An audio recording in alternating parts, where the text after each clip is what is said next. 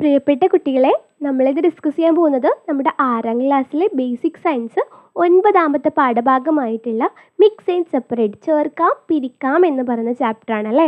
നമ്മളിപ്പോൾ ചേർക്കലൊക്കെ കഴിഞ്ഞു അല്ലേ, മിക്സിംഗ് ഒക്കെ കഴിഞ്ഞു. ഇപ്പോൾ നമ്മൾ പിരിച്ചുകൊണ്ടിരിക്കുകയാണ്, സെപ്പറേറ്റ് ചെയ്തുകൊണ്ടിരിക്കുകയാണ് അല്ലേ.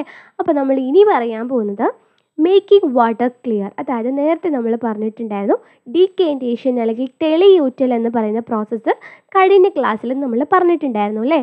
അപ്പോൾ ആ ഒരു സമയത്ത് നമ്മൾ ആ ഒരു വെള്ളം തെളിയൂറ്റി കളയുന്ന സമയത്ത് ആ വെള്ളം അത്രയും ക്ലിയർ ആയിരിക്കുമോ, അല്ലെങ്കിൽ അത്രയും നല്ല അരിപ്പയിൽ അരിച്ചപ്പോൾ നമ്മുടെ നോർമൽ വാട്ടറിൻ്റെ കളറായിരിക്കുമോ? അല്ല അല്ലേ, ഒരു ചളിവെള്ളം രൂപത്തിൽ തന്നെയായിരിക്കും കിടപ്പുണ്ടാവുക അല്ലേ. അപ്പോൾ നമുക്ക് അത് നല്ലപോലെ അരിക്കാൻ ഇതിൽ ഒരുപാട് ഫണലുണ്ട്, അതുപോലെ തന്നെ നമ്മുടെ ചായയൊക്കെ അരിക്കുന്ന അരിപ്പയുണ്ട്, തുണിക്കഷ്ണമുണ്ട്, ഫിൽറ്റർ പേപ്പർ ഉണ്ട്, അതുപോലെ വട്ടി എന്ന് പറയുന്ന ഈ ഒരു കൊട്ടയുണ്ട്.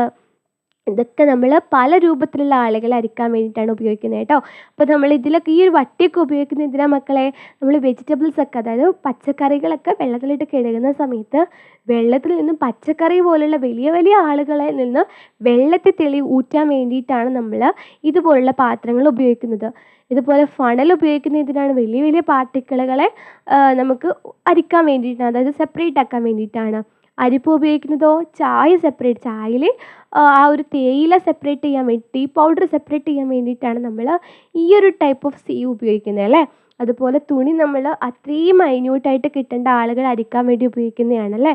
അതുപോലെ നമുക്ക് ഏറ്റവും തെളിഞ്ഞ വെള്ളം കിട്ടാൻ വേണ്ടിയിട്ട് ഇതുപോലെ ഫണൽ എടുത്തിട്ട് അതിൽ നമ്മൾ ഇതുപോലെ ഫിൽറ്റർ പേപ്പർ വെച്ചിട്ട് അരിക്കുകയാണെന്നുണ്ടെങ്കിൽ കുറച്ചുകൂടെ പെർഫെക്റ്റ് ആയിട്ട് നല്ല പോലെ നമുക്ക് ആ ഒരു വെള്ളം അരിച്ചെടുക്കാൻ അല്ലെങ്കിൽ തെളിയിക്കാൻ കഴിയും. ക്ലിയർ വാട്ടർ കിട്ടാൻ, അല്ലെങ്കിൽ എന്താണ്, ഭയങ്കര ശുദ്ധമായിട്ടുള്ള വെള്ളം കിട്ടാൻ വേണ്ടിയിട്ട് നമുക്ക് സാധിക്കും. ഓക്കെ ആണല്ലോ.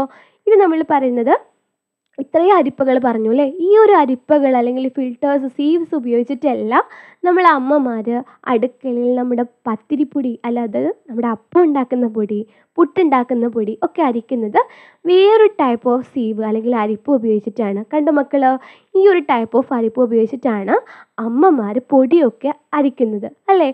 എല്ലാത്തിനും നമുക്ക് ഒരേ രൂപത്തിലുള്ള അരിപ്പകൾ ഉപയോഗിക്കാൻ കഴിയില്ല. ഓരോ കാര്യങ്ങൾക്കും അതിൻ്റേതായിട്ടുള്ള അരിപ്പകൾ വേണം അല്ലേ. ഇപ്പോൾ ഇവിടെ നോക്കൂ, ഒരു കെട്ടിട നിർമ്മാണം നടക്കുന്ന സമയത്ത് മണൽ തെറിക്കാൻ വേണ്ടി ഉപയോഗിക്കുന്ന അരിപ്പ് നോക്കൂ, ഇതുപോലുള്ള ഒരു സീവാണ് ഇയാൾ ഉപയോഗിക്കുന്നത്. ഈ ഒരു അരിപ്പ് വെച്ചിട്ട് നമ്മുടെ അടുക്കളയിൽ ഉപയോഗിക്കാൻ പറ്റുമോ? ഇല്ല അല്ലേ. ഓരോ പ്രോസസ്സിനും അതിൻ്റേതായിട്ടുള്ള അരിപ്പകൾ വേണം. അപ്പോൾ അരിക്കൽ അല്ലെങ്കിൽ ഫിൽട്രേഷൻ എന്ന് പറയുന്ന പ്രോസസ്സ് എന്താണെന്ന് വെച്ചാൽ it's the process of separating the constant particle of A mixture using A sieve. ഒരു അരിപ്പ് ഉപയോഗിച്ചിട്ട് ഒരു മിശ്രിതത്തിൽ അല്ലെങ്കിൽ ഒരു മിക്സ്ചറിലെ ഘടക പദാർത്ഥങ്ങളെ അല്ലെങ്കിൽ കോൺസ്റ്റൻറ്റ് പാർട്ടിക്കിൾസിനെ സെപ്പറേറ്റ് ചെയ്യുന്ന അല്ലെങ്കിൽ വേർതിരിച്ചെടുക്കുന്ന രീതിക്കാണ് നമ്മൾ ഫിൽട്രേഷൻ അല്ലെങ്കിൽ അരിക്കൽ എന്ന് പറയുന്നത്. ഓക്കെ ആണല്ലോ. ഈ ഒരു അരിക്കലിന് ഉപയോഗിക്കുന്ന ആരാണ് മക്കളെ? അരിപ്പ അല്ലെങ്കിൽ എന്താണ്, സീവ്. ഓക്കെ, ഇങ്ങനെയാണ് ഫിൽട്രേഷൻ എന്ന് പറയുന്ന പ്രോസസ്സ് വരുന്നത്. ഓക്കെ ആണല്ലോ. എന്തെങ്കിലും ഡൗട്ട്സോ കൺഫ്യൂഷൻസോ തോന്നുകയാണെന്നുണ്ടെങ്കിൽ മക്കൾ ഗ്രൂപ്പുകളിൽ ചോദിക്കും.